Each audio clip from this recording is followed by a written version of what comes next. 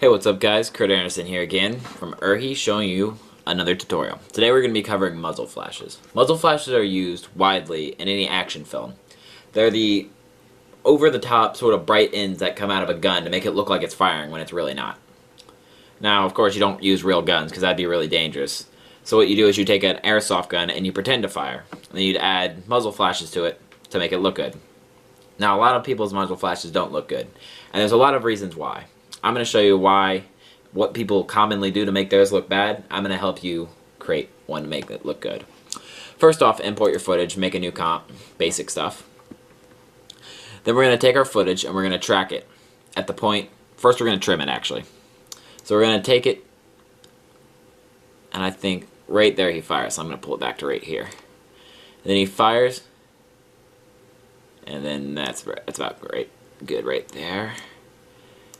Trim it down. Okay, now I have this. Now first we're going to track it. So we're going to hit track motion, and I have an in-depth tutorial before this one that I'll link to right around over here. Click on that if you haven't learned how to track yet. It's very easy, and it is very good to use. So I'm going to find a point. Let's see how this works right here. This little rock thingy. Make it big. Play. Yeah, my box is way too big. Play. Alright, once it's tracked, remember, go edit target. Well, my bad. First we gotta make a new null object. New null object, Control Alt Shift Y. I don't use that one because it's freaking complicated. Anyway, edit target, null 2, click OK. Go down to here, click apply, X and Y, OK. Now we have a track point. Okay, what we're going to do, hold on, let me remove the vignette, makes it look cool. What we're going to do is take our muzzle flash. I use the muzzle flash from the Action Essentials pack. It's a very good pack for Video Copilot, you should get it.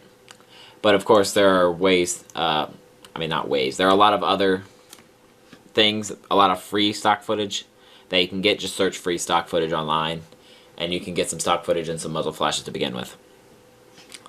This one is pre-keyed, which means right when I put it in, it's just a muzzle flash. Some of them might have a black background. To fix that, go down here to Mode, and then go up here to Screen, and it'll remove the black background. Okay, common error 1. People make their muzzle flashes way too small. If you're going to go over the top, go big. Take the muzzle flash and make it look like it's proportional to the gun. Tiny muzzle flashes are very obvious to notice. A big muzzle flash, you just think, whoa, man, that's a big gun. Small one, you're like, that doesn't look too realistic.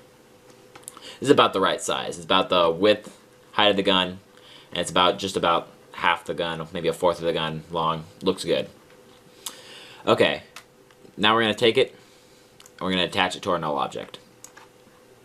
This will help track the smoke that comes afterwards, which a lot of muzzle flashes have. You see really closely right here, highlights that just a little bit of smoke. That'll actually add realism. If you want, you can actually add a shadow to that. I'll show you at the end of this tutorial. But yeah, so there's the smoke. Now the next thing that people don't do is they don't add light. You have the muzzle flash down. Now you have your muzzle flash.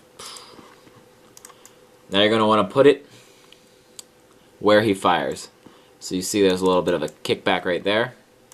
Put the muzzle flash in, and we're looking good. Okay, now we have the basic muzzle flash. See, it looks decent now.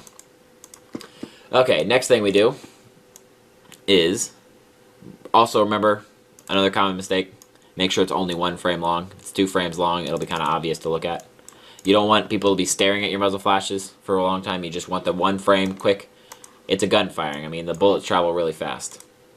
There you go. The next thing we do is we're going to add light. When the muzzle flash goes off, that's a bright burst of light. You're going to look for shadows in the shot.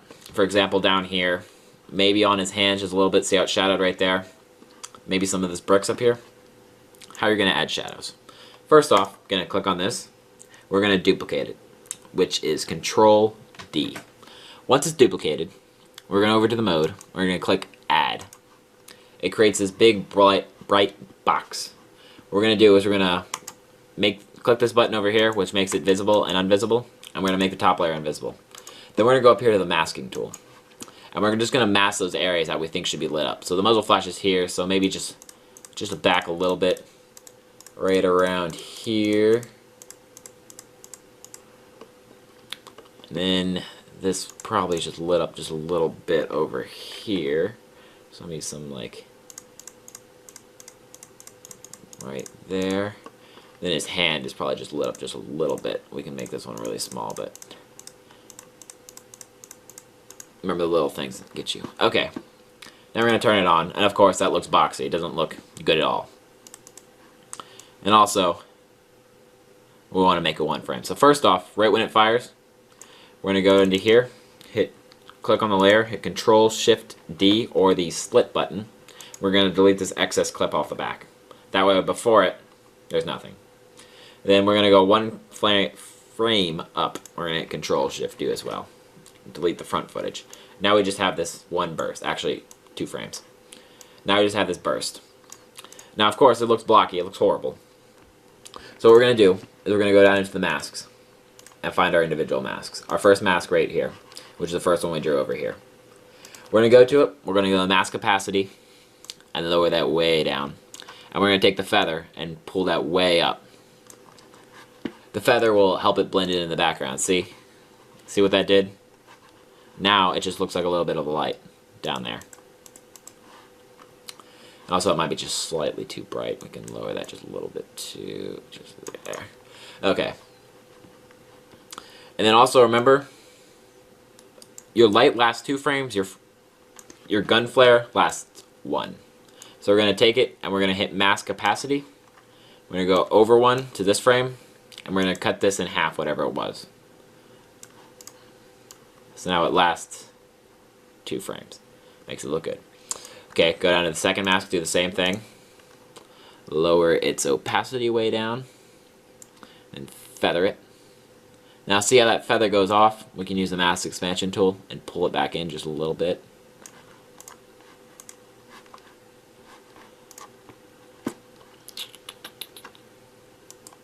That looks good. And then we're going to add the keyframes. Mask opacity. Over here, down to 25.